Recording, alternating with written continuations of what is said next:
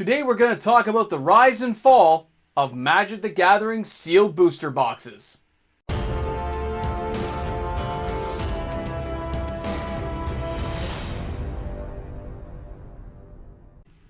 Hey gang, I hope you're having a great day today. MTG Moxman coming back at you. If you're new to my channel, welcome aboard. I hope you enjoy this content, and I'm happy you found me in the nacho cheese universe that is YouTube. Of course, smash that subscribe button, turn on your notification bell. I look forward to bringing content to you every day of the week and having Magic conversations. That's what we're here to do. Have a good time, bring our opinions. Let's get started with this one. Now, booster boxes, sealed product. It's really fascinating. Like, I didn't buy it till much later in life. Although I had a couple of boxes, I didn't think of it as in terms of investment. I just kind of held on to some boxes for future experiences with friends. It's later on I realized they could be worth a lot of money. After I watched channels like Rudy at Alpha Investments, stuff like that, you saw the collectability, and I realized some of these older boxes I had were really starting to rise in value. And that got me more into, hey, I should buy a few more. I should keep a few more around, because one box may not be enough. And anyway, you can see how that addiction grew into like a wall of cardboard behind me. But it's interesting as well to see how some boxes this last year and a bit have really started to gain in value, while some older boxes have started to fall in value.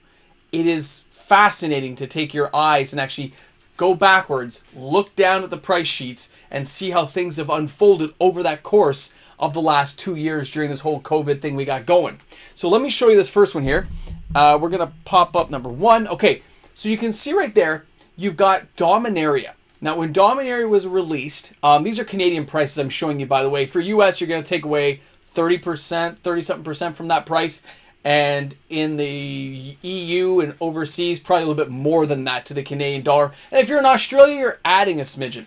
So in 2018, it was $134.95 to buy a box locally. I think in one store I actually found it cheaper at like right when it first came out, but I think it was only for a few weeks, right? So I put the main price that I saw things for, which was $134.95. That's what I have marked in my spreadsheets. Now look at it in 2021. You can see it's jumped up to $299.95. Now that's what they have it at locally. And that's the cheapest I could find it, and it sells around a box a month from that local store. Okay, they say they sell one every month. They have actually raised the price higher and then put on sale at $299. But when I looked on eBay, other sites, TCG, some other things I'm looking at, and some other local stores, by the way, the other local stores were sold out of that product, but they had it around the same price point of $299. This was a popular box. Dominaria had a lot going for it. Richard Garfield took in hand. It was the first time we saw Saga cards come into play. A lot of nostalgia and history gets brought up. And remember that going forward. Okay, I'm serious. Remember that when you're going to new sets, nostalgia can really play into certain Magic sets for players going forward. We're going to get there. So when you look at this box, you say, it's Dominaria. A lot of older players like myself love that set, love that series, because that's where the game originated from. We're glad, always glad, to go back to Dominaria. The world is so massive, it's barely been explored. A real difference compared to some of the other smaller worlds that Wizards is currently visiting. So when Dominaria came out, it really had a good bite into people. It has nostalgic history going for it, a great storyline, good product, well put together, a lot of good pieces to that made it worth a lot of money. And it's before the flashy era. And it was short run. It has everything going for it. If this is a box you're after, you should be buying it now. You really should be grabbing hold of Dominaria while you have the opportunity, because I just told you it sells like a box a month there. eBay's selling multiple boxes. There's not a lot out there already. The people who have it kind of are holding on. Like myself, I have like 8 boxes. I'm always holding on my box. I'm very happy to have it, but it's only going to go higher. It's going to be a $500 box probably in about 3 years, and I can see it hitting $1,000 as a box probably in about the 10-year mark. And by the way, I'm not a financial investor advisor. I have no history of that. I collect cardboard in the background. Everything I say is a lie. Don't believe it. $1,000.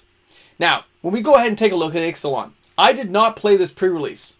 I did not collect the product. I did not open tons of packs. I think I opened 2 fat packs and 1 booster box with some friends for some draft nights. We had a good time. But it wasn't a popular set for us. It didn't really grab us. Okay? Just like in Dungeons & Dragons when they had the Maztica set, the whole like adventure box series. We didn't really dive into that like we did other Magic and D&D products. And it was the same for this. We didn't dive into it. But that doesn't mean anything. That does not mean it's not going to be popular later. You can see right now it came out in 2017 for $119.95. All right. And as of today, you can buy it locally for $159.95 because they probably have some boxes in stock. When boxes locally go low in stock, as the store sells them out, the store wants to keep a couple of pretty boy boxes around and say, we don't want to get rid of everything. So they'll start rising, right? The price boxes start going up. So $159 becomes $179. $179 becomes $199 until people just kind of really don't buy it that much. And the store is happy to have 4 or 5 boxes in case on their end the boxes double, triple, or quadruple in price. They've got some bonus equity inside the store. Great for them. But that is how stores play it out. I've seen it time and time again. So this box, although it's not expensive right now locally, it is going to go higher. It is a popular series that a lot of people had a blast with. I know because I've talked to some players in my groups, and they said, yeah, we bought some. Yeah, I have a little bit here. I didn't buy any boxes, but I got a couple of fat packs. I got a couple of bundles. I get it. It's going to go higher. Keep an eye on this stuff. Because just because you didn't find it a popular set does not mean it's not an investable product to hold on to long term. You don't have to like it to invest in it. You don't have to be the one that says, wow, it's amazing. Nostalgic sets. Now let's check this one out. Let's go ahead and take a look at number 2 here. All right, so number 2, War of the Spark. I went to this pre-release, and I'll be honest, it has got to be one of my top 10 experiences ever. I had such a good time. I understand a lot of people weren't, at the time, really happy with all the Planeswalkers, but the idea of a Planeswalker war now, it still goes vivid in my mind. Anything that plays that well in my mind will have good, nostalgic history, which means I want this box. I want to enjoy these products. And take a look at this. It's 2019. It's 2 years ago. These boxes were $134.95. They're going for $180 locally. That is the exact trajectory that that Dominaria took. War of the Spark's taking the same route. It's going on the same path. So if it takes roughly the same path, I know where it's going to end up in a couple of years. I know in another year or two where it's going to be. That is a box to buy. English War of the Spark is a box to hold on to.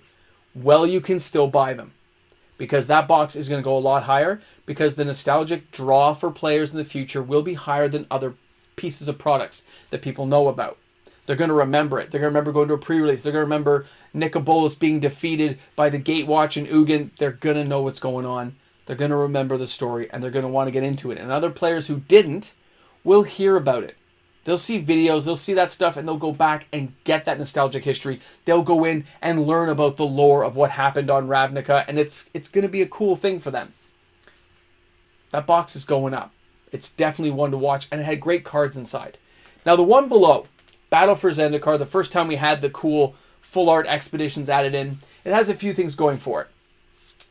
When it came released, it was $119.95. That's what I have down in my spreadsheets. That's what I bought it for. Although 2 of my boxes say $108, most of them say $119, so I'm going to say it's $119.95. I may have got a pre-release price at the time. I'm not sure. But look at it now. $320 a box. But it took it 6 years to get there, whereas Dominaria has only taken 3 years. You see where I'm going? It is rising. It's going up. But here's the interesting thing. When I checked all my local stores, and please go ahead and check yours and let me know in the comment section. When you check yours, do they have any in stock? Because nowhere here has any now. Which I didn't realize that they had sold out. All my local stores, I can't find any. So if you're in Toronto and I missed somewhere, please let me know. But I couldn't find anywhere that actually had it in stock. There's places buying them and they're offering like peanuts for the box, right? I make like $10 a box, but it's the idea that they're sold out. Like Oath of the Gatewatch, I think was $119.95 as well, and I think it's going for $260. It had another series of those Priceless Treasure lands as well, not nearly as good as the first ones, but they were there. But as a first OG original type thing for that, it's going to have more value. It's going to reach $500 a box for sure, mainly because it did have a good prehistory to it. It's not as good as the original Zendikar, which had Priceless Treasures in it, but it will have a good grab and draw appeal to a lot of players when they learn about the Eldrazi. So it's another box I can say, yeah, if you can get your hands on one of those, I would definitely hold on to one. Either for a draft experience later in life that you don't have to pay top dollar for, or the idea you could sell off and have a good night with your friends, split a box, and everyone gets to enjoy it. It's a great sealed product investment to hold on to.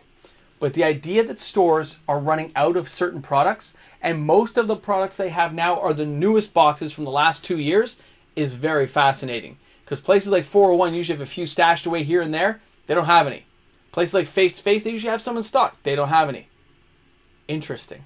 Interesting. Now, let's go ahead and take a look at this one here. And this is going to be some older boxes. Now, what I've shown you here is Fallen Empires and Homelands. So good old Fallen Empires, and somewhere up top, wherever I've got a box of Homelands. In 2019, you can find these boxes for around the $400 mark, okay? Great. But in 2020, it really jacked up with the buyouts and what was going on. It went to $950 all the way to $1,300. Some actually went for $15, but I averaged it to $1,300 Canadian. So you see where it's going. But look at 2021 and look at the price of Fallen Empires.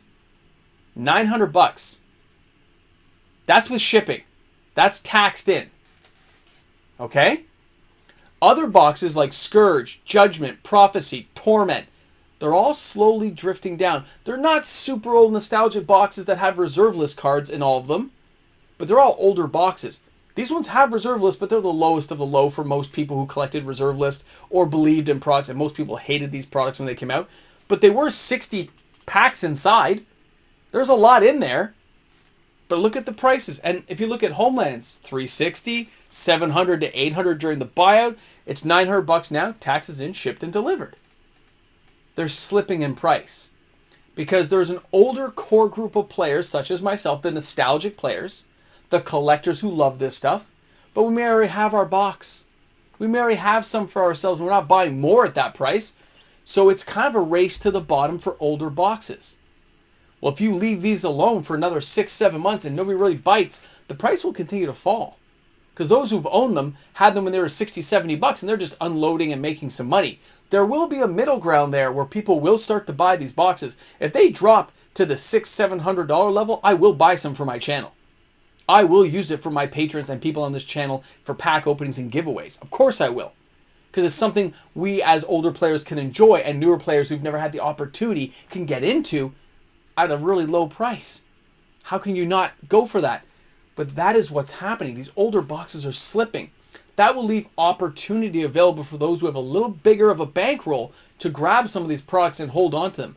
I find this the most fascinating part. The price isn't sticking. It's dipping down. Whereas if we jump back here to slide 1, these boxes are going to go up because this is the larger, newer player base driving prices upward as they remember these products in the last couple of years. You're only talking a couple of years ago. A lot of players have good memories of these products, whereas the older products that I just showed you guys, those ones are going to have lower appeal to a smaller audience. Unless it's somebody just an investor collector who wants to buy them. That always happens, but never en masse like younger boxes can do. But I usually don't expect those boxes to go up as quickly as they are. It's definitely off my graph for Dominaria. I've talked about that before. It doesn't follow my normal pattern of how I try to predict things out. But War of the Spark is almost following the same path. So that's very interesting. If these are boxes you're after, you should buy them now. You should buy them while you can. If this is a box you're after right now on the screen, the ones I'm pointing to down there, that might be one you want to wait and see if it falls far enough. Split a box with a friend. 30 packs each, anyone? Like, that's crazy. It's still almost a booster box. So that is like splitting, if you take eight cards in a pack and you take that 30 packs each. Yeah, it's not as much as a booster box, but if it gets down to $600, that's like $300 a box. That's kind of like a collector box, right? That you're splitting with somebody. That becomes quite affordable. And I don't think people are realizing that if that happens, people are going to buy it. It's going to disappear. If it just dips a little bit more than what it's at now, and my graphs show me it is going to go down from what I'm tracking as the sales dip little by little, as people race to the bottom to make some profits. Either money constraints, whatever reason they're selling, they are selling. They're just slowing down on their sales. So I'll be curious to see how low those will go. And that will happen with a few other older boxes. So if you're a person who's trying to get your hands on your first Torment box, an Onslaught box, Scourge, they may become available to you. You just have to be patient and keep your eyes open. Never rush into these things and always stay on budget. And that's non-financial advice. Staying on budget's good for everyone. But the possibilities are there. There will be opportunity for a lot of these boxes for players later on to make some money, and for people who have cash to buy these products and get them at a better price. So I hope you guys enjoyed the video today. Thanks a lot for tuning in. Look forward to seeing you guys, of course, in the comments section and everywhere else that is Magic the Gathering. Have a great day today, guys. Hey, remember, bring a friend to Magic. That's what it's all about. Bring a friend. Chill out. Enjoy yourselves. Enjoy. Of course, amazing shout out to all my patrons out there. Thank you so much, guys, for being such large supporters, the biggest supporters, the king supporters of this channel, for tuning in every day, for helping this channel grow. Thank you to everyone out there. Patrons make the world go round, and I can't wait to see you guys soon. You see all this? You see this, right? Something's going to change. Something is going to change.